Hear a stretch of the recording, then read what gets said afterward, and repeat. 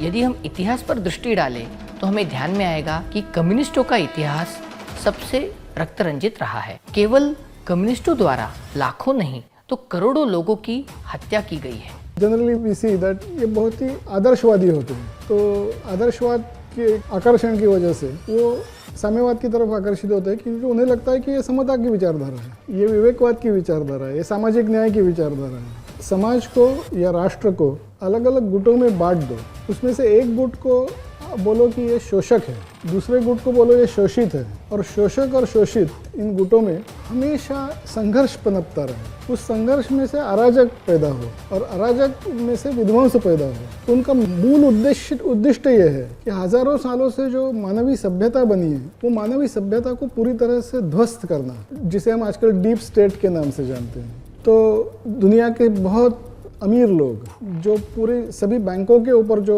कब्जा बनाए हुए हैं, तो पूरा अर्थ व्यवहार उनके हाथों में आ गया है। तो वो भी ये चाहते हैं कि पूरी दुनिया पे हमारा कब्जा हो। मार्क्सिस्ट भी चाहते हैं पूरी दुनिया पे हमारा कब्जा हो। और ये तो जो सेमिटिक रिलीजन्स है, अब्राहमिक रिलीजन्स है, क्रिश्चियनिटी और इस्लाम, वो भी चाहते हैं कि पूरी दुनिया पे हमारा कब्जा हो। ऐसे राष्ट्रवादी लोग उनके बहुत नंबर 1 शत्रु हैं, और उनको निपटने के लिए एक दूसरे से हाथ मिलाते हैं, लैंग्वेज को वेपनाइज करते हैं, मतलब भाषा को शस्त्र बनाते हैं, और ये ऐसे शब्द निर्माण करते हैं कि जो शब्द आज तक किसी ने सुने भी नहीं थे, बट वो शब्द को ऐसा अर्थ वो प्रदान करते हैं कि वो एक हथियार बन जाता है। तो राइट विंग फैसिज्म, इस्लामोफोबिया, हमने इकोसिस्टम कैसे तैयार करना, या नैरेटिव कैसे खड़ा करना, इसके बारे में हमारी सोच अभी ज़्यादा प्रोग्रेस नहीं हुई है। इसके लिए हमने ज़्यादा कोशिश भी नहीं की है। ये कैसे किया जाता है, इसकी टेक्नोलॉजी क्या है, इसकी मेथोडोलॉजी क्या है, ये हम अभी तक समझ नहीं पाए।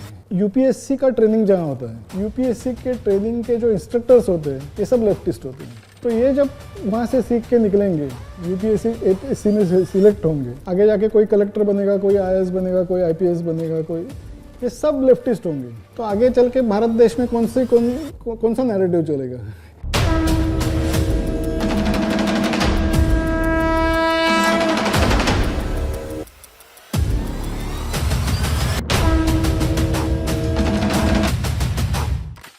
हिंदू पुनरुत्थान हेतु कार्यरत अर्थात हिंदू राष्ट्र की स्थापना हेतु सदैव कटिबद्ध ऐसे सनातन प्रभात की ओर से मैं विक्रम डोंगरे आप सभी का बहुत बहुत स्वागत करता हूं। नमस्कार। वर्ष 2016 में भारत तेरे टुकड़े होंगे, इस प्रकार से जो देशद्रोही घोषणा दी गई, उसके पीछे जो विचारधारा थी, इसके बारे में आज हम चर्चा करने वाले हैं।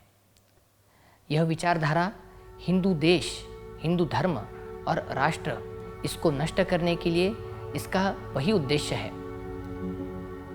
इसी को द लेफ्टिस्ट आइडियोलॉजी, कम्युनिज्म अथवा साम्यवाद, वामपंथ इस नाम से जाना जाता है। यह विचारधारा देश के प्रत्येक क्षेत्र में अपनी पैठ जमा चुकी है। यदि हम इतिहास पर दृष्टि डालें तो हमें ध्यान में आएगा कि कम्युनिस्टों का इतिहास सबसे रक्त रंजित रहा है। केवल कम्युनिस्टों द्वारा लाखों नहीं तो करोड़ों लोगों की हत्या की गई है।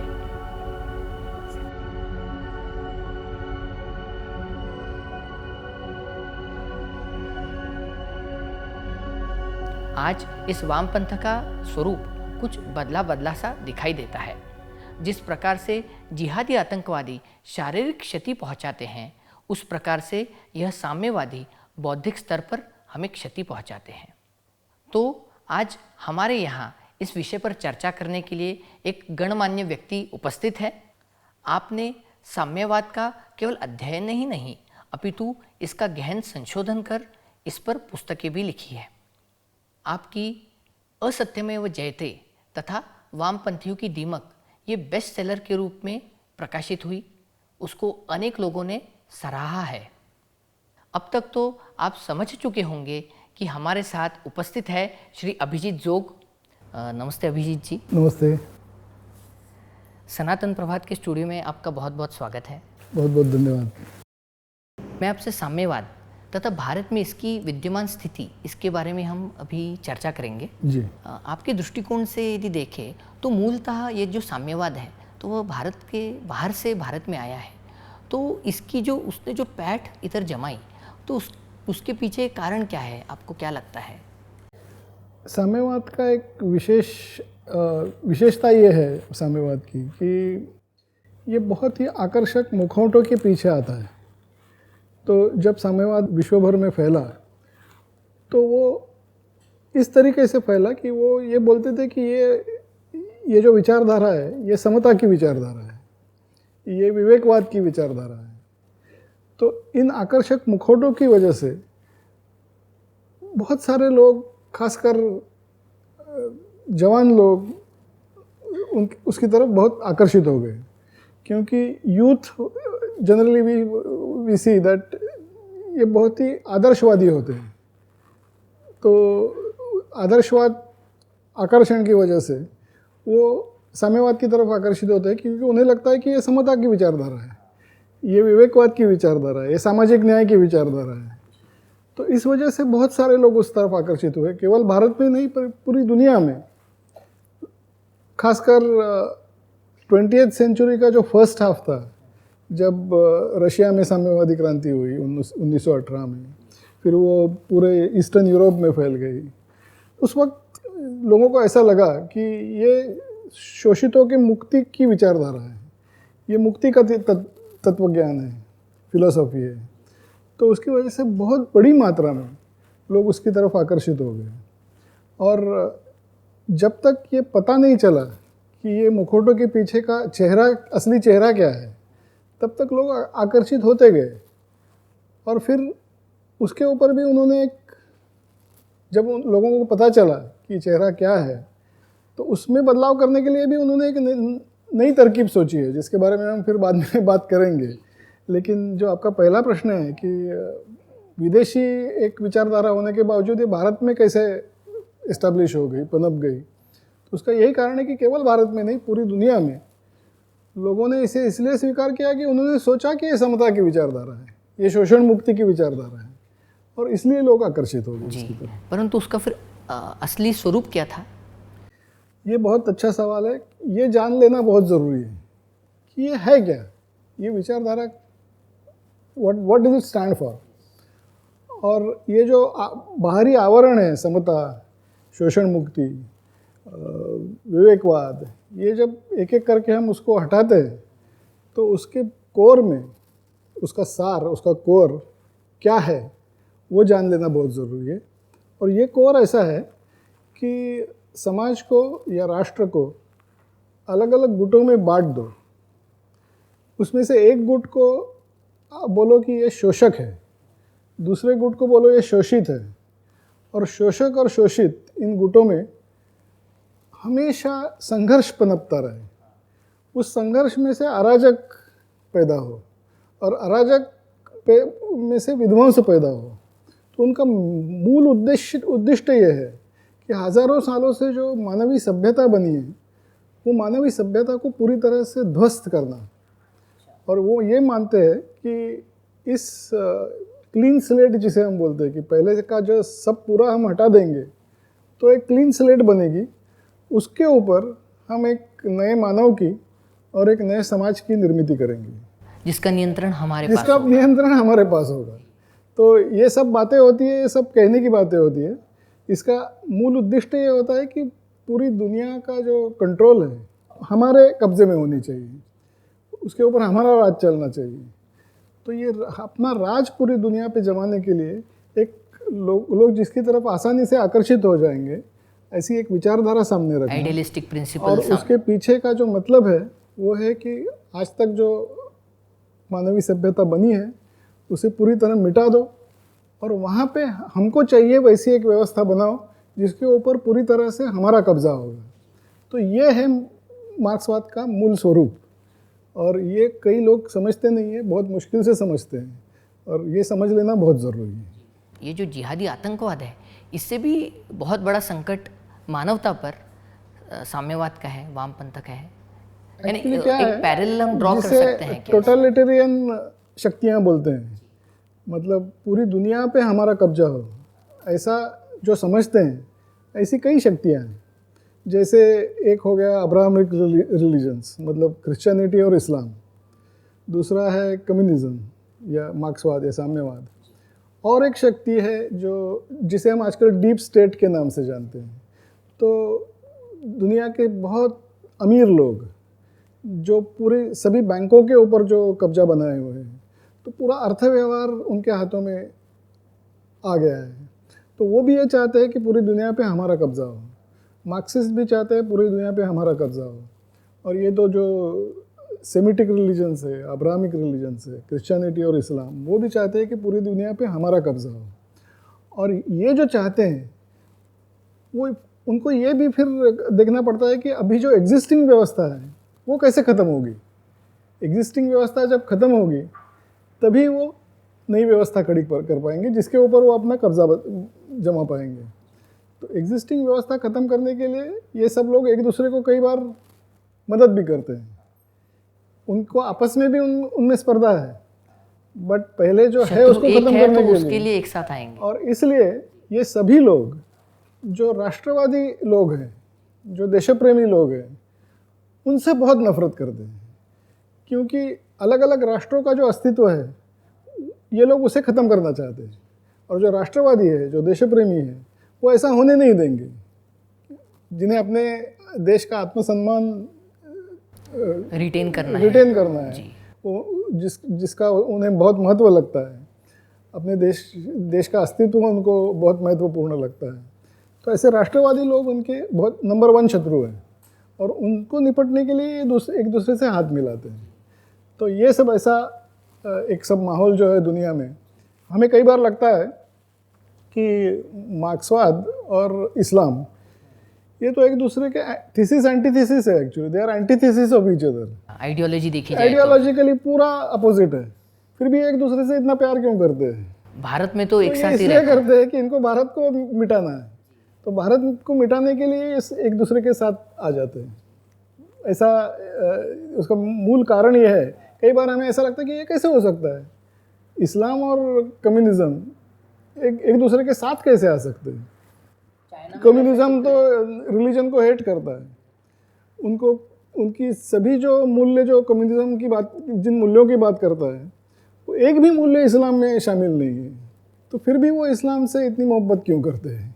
तो इसका कारण ये है कि वो ये इस्लाम को यूज़ करना चाहते हैं कि जो प्रस्थापित व्यवस्था है उसे ध्वस्त करने के लिए, और ये समझते हैं कि बाद में ये इस्लाम को भी हटा देंगे। बट ये क्या होगा अभी चाइना में तो वही चल रहा है। चाइना में वही चल रहा है, एग्जैक्टली। इसलिए फिर जो नेशनलिस्ट लोग हैं उनको एक अल्ट्रा नेशनलिस्ट या फिर राइट विंगर्स, ऐसे शब्दों से उनको ये किया जाता है एक प्रकार से। वो एक साम्यवाद की बहुत बड़ी शक्ति है कि वो लैंग्वेज को वेपनाइज करते हैं, मतलब भाषा को शस्त्र बनाते हैं। और ये ऐसे शब्द निर्माण करते हैं कि जो शब्द आज तक किसी ने सुने भी नहीं थे, बट वो शब्द को ऐसा अर्थ वो प्रदान करते हैं कि वो एक हथियार बन जाता है। तो राइट विंग फैसिज्म, इस्लामोफोबिया, आपने इस्लामोफोबिया शब्द शायद 2001 के पहले सुना नहीं होगा, बट 2001 में जब ट्विन टावर्स को इस्लामिक फंडामेंटलिस्ट ने ध्वस्त कर दिया, तो उन्हें पता चला कि अभी सब दुनिया इस्लाम को क्रिटिसाइज करेगी, क्योंकि ये जो एक्सट्रीमिज़म था ये तो इस्लाम से ही निकला था। तो ये ऐसा ना हो इसलिए उन्होंने एक शब्द बना दिया, इस्लामोफोबिया। तो इस्लाम के खिलाफ बात करना ही असंभव हो गया, क्योंकि कोई नहीं चाहता कि वो इस्लामोफोबिया का स्टैम्प हमारे ऊपर लगे। पैट्रियार्की ऐसा एक शब्द है, टॉक्सिक मैस्कुलिनिटी ऐसा एक शब्द है। तो वो पुरुषों को अपना पुरुषत्व चाहते हैं कि पुरुषों ने अपना पुरुषत्व भूल जाना चाहिए, स्त्रियों ने अपना स्त्रीत्व भूल जाना चाहिए। तो स्त्री विरुद्ध पुरुष, ये जो फेमिनिस्ट मूवमेंट है, तो फेमिनिस्ट मूवमेंट का उन्होंने पूरा विकृतीकरण कर दिया है। फेमिनिस्ट मूवमेंट के मूल उद्देश्य जो है वो बहुत अच्छे हैं कि स्त्रियों को बराबरी के अधिकार मिलने चाहिए, ज़रूर मिलने चाहिए, बट कम्युनिस्टों ने उनको ऐसा स्वरूप दे दिया है कि male and female are like husband and wife, ये एक दूसरे के शत्रु है, तो एक दूसरे से हमेशा झगड़ते रहने चाहिए। जैसे मैंने बोला कि किसी भी बिंदु पर हमेशा संघर्ष होना चाहिए, तो संघर्ष के नए नए बिंदु पैदा करो, ये इनकी आइडियोलॉजी। यानी परिवार यह समाज का मूल है, तो परिवार में भी युद्ध संघर्ष करवाया जाए तो उससे समाज में अपने आप वो पनप बिल्कुल जाएगा। बिल्कुल, हर जितने ज़्यादा संघर्ष के बिंदु पैदा होंगे उतना संघर्ष बढ़ेगा, उतना अराजक बढ़ेगा और उतना विध्वंस बढ़ेगा। ये उनकी आइडियोलॉजी है। तो इस तरह ये सब चलाते हैं। इस्लाम और क्रिश्चियनिटी दोनों का अंतिम उद्देश्य जो है, अंतिम उद्देश्य जो है कि पूरे दुनिया पे हमारा कब्जा होना चाहिए, इनका भी उद्देश्य है।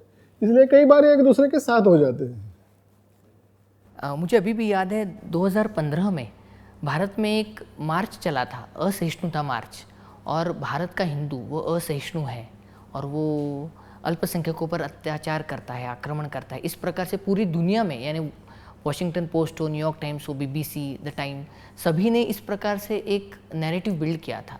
तो वो भी इस कम्युनिज्म का ही एक भाग है, ऐसे हम कह सकते हैं।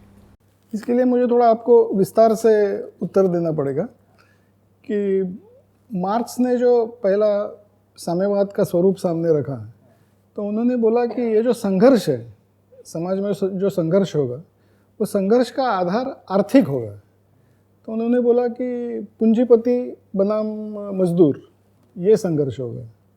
और उन्होंने ये बोला कि ये संघर्ष जो होगा, ये जहाँ पे औद्योगिकरण बहुत ज़्यादा हुआ है उन राष्ट्रों में सबसे पहले होगा। उन्होंने ये नाम भी दिए थे कि इंग्लैंड और जर्मनी, इसमें ये क्रांति होगी। और उन्होंने बोला कि ये क्रांति बंदूक से निकलेगी और ये रक्तरंजित क्रांति होगी, ऐसा मार्क्स ने कहा था। बट इसमें से कुछ भी नहीं हुआ। इंग्लैंड और जर्मनी में बिल्कुल क्रांति नहीं हुई, रक्तपात भी नहीं हुआ। जैसा मैंने कहा कि उन्होंने बोला था कि पूरी दुनिया के मजदूर एक हो जाएंगे और राष्ट्रों की अलग अलग जो पहचान है वो सब मिट जाएगी, क्योंकि मजदूरों को ये पता चलेगा कि राष्ट्र के लोग हमारे भाई नहीं हैं, पूरी दुनिया के मजदूर हमारे भाई हैं, ऐसा उनका कहना था। जैसे मुस्लिम में भी बोलते हैं कि पूरे मुस्लिम उम्मा हमारा है, इसलिए असदुद्दीन ओवैसी बोलता है कि जय पैलेस्टाइन। भारत में जय पैलेस्टाइन बोलने की क्या ज़रूरत है, बट वो चाहता है कि पूरे दुनिया के मुसलमान एक हो जाए। वैसे मार्क्स भी बोलता था कि पूरे दुनिया के मजदूर एक हो जाएंगे। लेकिन पहले विश्व युद्ध में और दूसरे विश्व युद्ध में जर्मनी और इंग्लैंड के जो मजदूर थे वो अपने देश के लिए लड़े, अपने देश के लिए उन्होंने जान भी दे दी और क्रांति की तरफ पीठ कर दी। जो कैपिटलिज्म में से जो समृद्धि आ रही थी, वो समृद्धि में वो बहुत खुशी खुशी शामिल हो गए। तो मार्क्स ने जो कुछ भी बोला था सब गलत साबित हुआ। तो कम्युनिज्म में बहुत बड़ा एक कन्फ्यूजन पैदा हो गया कि ये क्या हो गया। ये मार्क्स ने जो, मार्क्स इज़ आवर गॉड, और उसने बोला जो कुछ भी नहीं हो रहा है तो क्यों नहीं हो रहा है। ये जहाँ औद्योगिकरण हुआ है वहाँ के लोग क्रांति को तैयार क्यों नहीं होते। तो एक इटालियन कम्युनिस्ट पार्टी का एक प्रेसिडेंट था जिसका नाम था एंटोनियो ग्राम्स्की, और एक फ्रैंकफर्ट शहर में जर्मनी में एक अध्यापकों का गुट था जिसे बोलते हैं फ्रैंकफर्ट स्कूल। तो ये दोनों लोगों ने एक ऐसा सिद्धांत सामने रखा कि पाश्चात्य जो दुनिया है, America, England, Germany, Italy, France, तो यहाँ के मजदूर क्रांति के लिए तैयार नहीं होते क्योंकि ये पाश्चात्य सभ्यता को अपनी सभ्यता मानते हैं।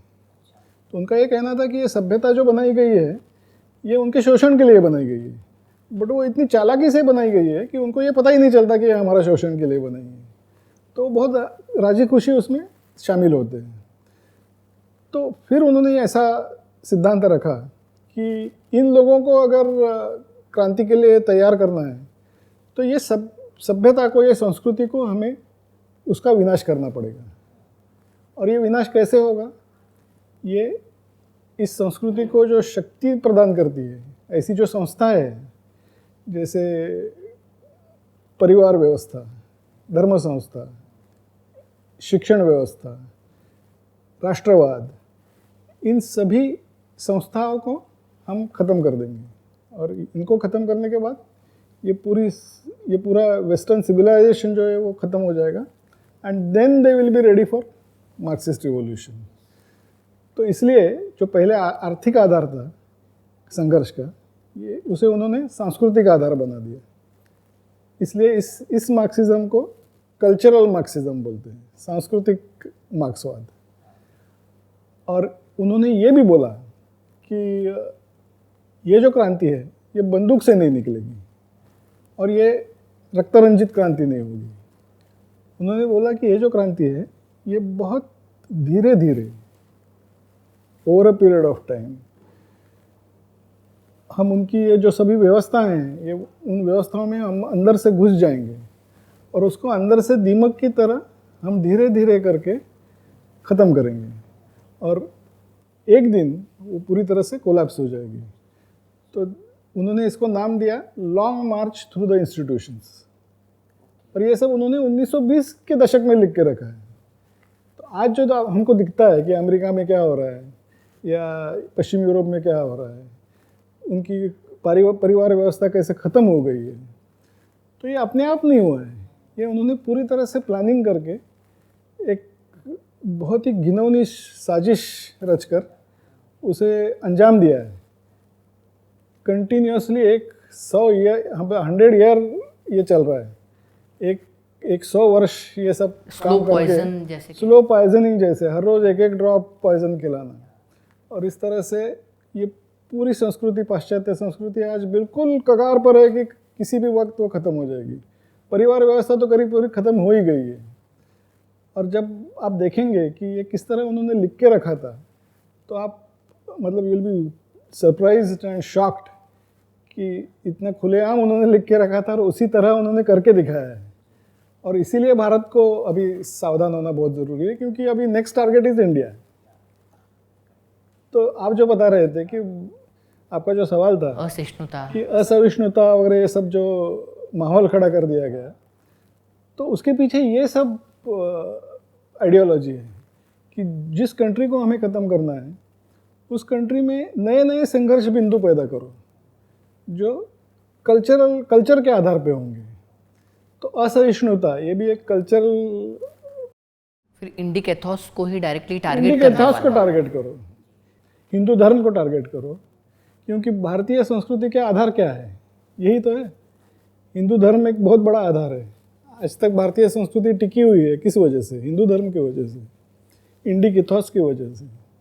तो इन्हें ख़त्म करो और इसलिए ख़त्म करने के लिए नए नए वो संघर्ष बिंदु पैदा करते हैं और उनमें से उनका बिल्कुल जिसे फैनेटिक हम बोलते हैं ना, फैनेटिक लोग जिस तरह काम करते हैं कि बाकी किसी चीज़ का वो सोचते नहीं है, उनका एक ही टारगेट होता है और इस तरह ये लोग काम करते हैं। तो हमें क्या लगता है कि एक ऐसे कैसे हो सकता है? कोई 100 साल कहाँ एक ही आइडियोलॉजी लेके चलता है, लेकिन उन्हें करके दिखाया है और अभी हमारे यहाँ भी वो करना चाहते हैं।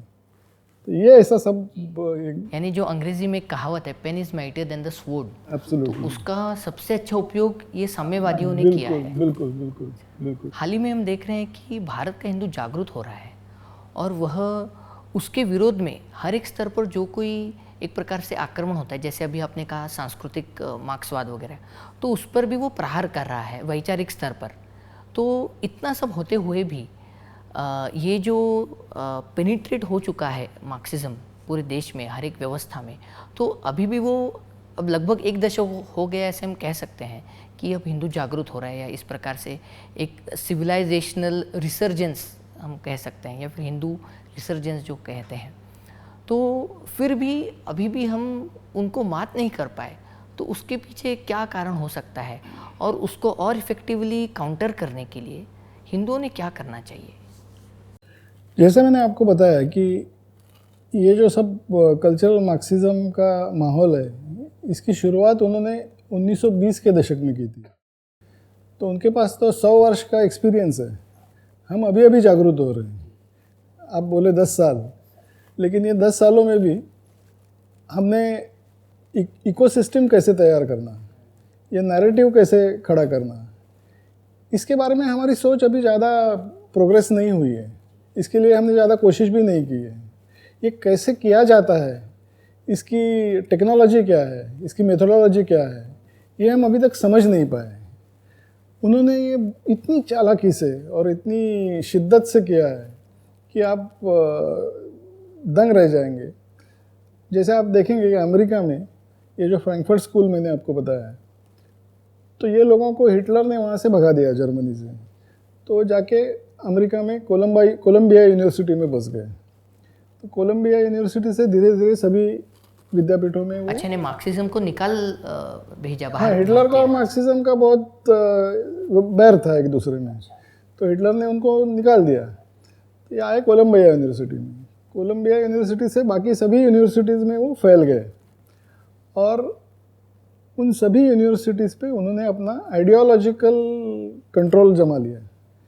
तो एकेडमिक्स जो बोलते हैं, एकेडमिक्स ये जो क्षेत्र है वो पूरी तरह से उनके कब्जे में आ गया है। हम ये समझते रहे कि अमेरिका में कहाँ कम्युनिज्म है, तो ये बहुत ही गलत सोच थी, क्योंकि एकेडमिक्स वहाँ का उन्होंने कैप्चर किया।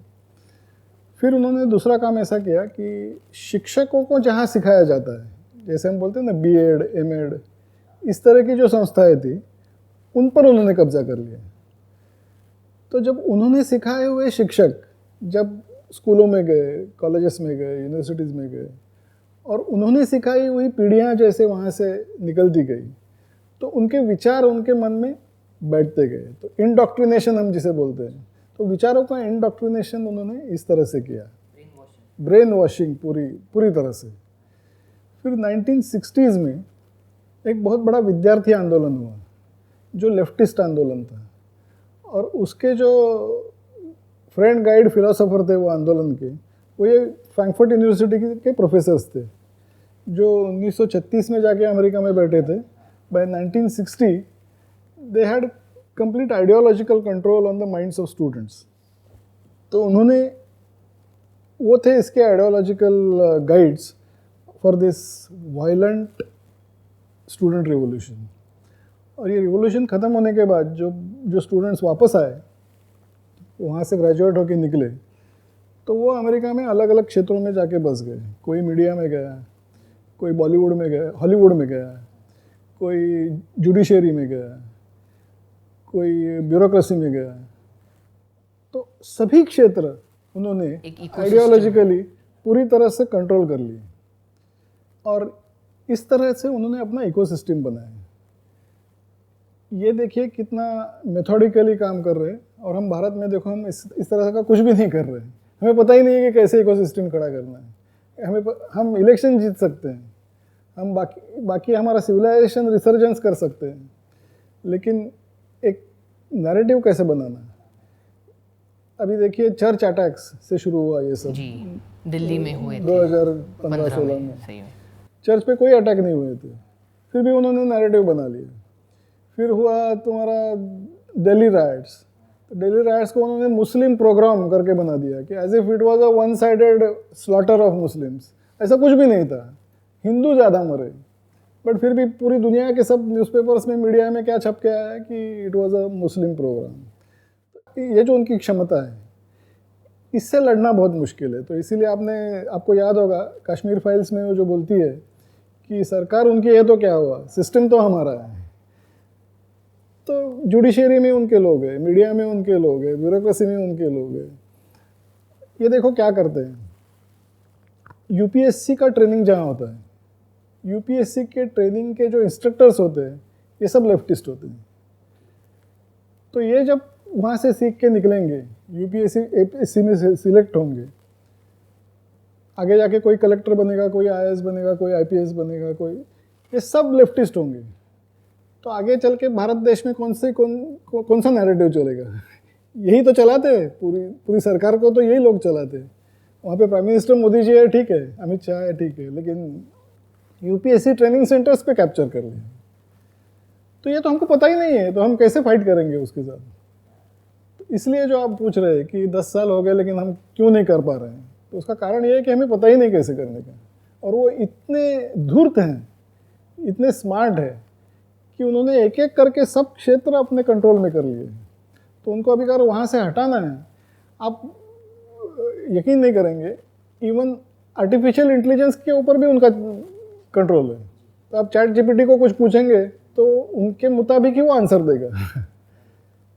तो how can you fight them? और इसके आगे जितना आर्टिफिशियल एआई बढ़ते जाएगा तो उनका कंट्रोल बढ़ते जाएगा। तो ये प्रोसेस को तोड़ना और उसे हटाना ये बहुत बड़ा चैलेंज है। इसलिए आप देखेंगे कि आज मोदी जी के सपोर्ट में कई लोग खड़े रहते हैं, बट एकदम यंग जनरेशन जो है, जो फिर स्पेशली जो अमेरिका में और जाके पढ़ते हैं, भाई वहाँ जाने के बाद धीरे धीरे उनके दिमाग में अलग अलग ख्याल आने लगते हैं कि भारत एक पैट्रियार्कल सोसाइटी है, India is a discriminatory society. तो भारत की पहचान जो है, ये पहचान वो ये इस तरह की बनाना चाहते हैं कि casteism, patriarchy, untouchability, discrimination, this is the idea of India, और this is the core of core of Indian India. Culture. Yes. तो इस तरह से वो अपना नैरेटिव बनाते हैं, इस तरह से अपने ही लोगों को अपने देश का द्वेष करने में मजबूर करते हैं। तो इतना ब्रेन वॉशिंग, तो ब्रेन वॉशिंग के ये मास्टर्स हैं। आइडियोलॉजिकल सबवर्जन है, ब्रेन वॉशिंग है, स्लो पॉइजनिंग आपने बोला था, वो एक शब्द बहुत अच्छा है। ये स्लो पॉइजनिंग करते हैं और उससे लड़ना बहुत मुश्किल होता है। इसका पहला कदम ये है लड़ने का कि पहले ये समझ लेना चाहिए कि ये क्या चल रहा है। शत्रुबोध, ये चल क्या रहा है, यही हमें पता नहीं। हमको लगता है कि they are fighting for social justice, हमको लगता है कि एनवायरनमेंट के लिए वो लड़ रहे हैं, हमको लगता है कि स्त्री पुरुष समानता के लिए लड़ रहे हैं, बट ये मुखौटे है। सो इनको एक प्रकार से काउंटर करने के लिए there a long way to go, और It's a long way to go. बहुत ही जाइजेंटिक टास्क है। जैसा मैंने बोला, उसका first step is to understand. पहले समझ लो कि ये क्या है, जब आप समझोगे तब फिर आप सोच पाओगे कि इसके कैसे लड़ना है। जी बराबर है। दुनिया की सब सिविलाइजेशंस खत्म हो गई, इजिप्शियन खत्म हो गया, मायन सिविलाइजेशन खत्म हो गया, मेसोपोटामियन सिविलाइजेशन खत्म हो गया, भारतीय सिविलाइजेशन अभी भी टिका हुआ है क्योंकि हमारी संस्कृति, ये हमारी धरोहर है, ये हमारी स्ट्रेंथ है। तो ये हिंदुइज्म को बदनाम करने के लिए जो वर्च्यू सिग्नलिंग आइडियोलॉजीज है, जैसे एनवायरमेंटलिज्म या सोशल जस्टिस या वीमेंस इक्वालिटी, इंक्लूसिवनेस, ये सबको किससे जोड़ते हैं? इन हिंदुइज्म के प्रैक्टिसेस से, और बोलते हैं कि ये सब प्रैक्टिसेस गलत है, और ये हमारे बच्चों के दिमाग में वो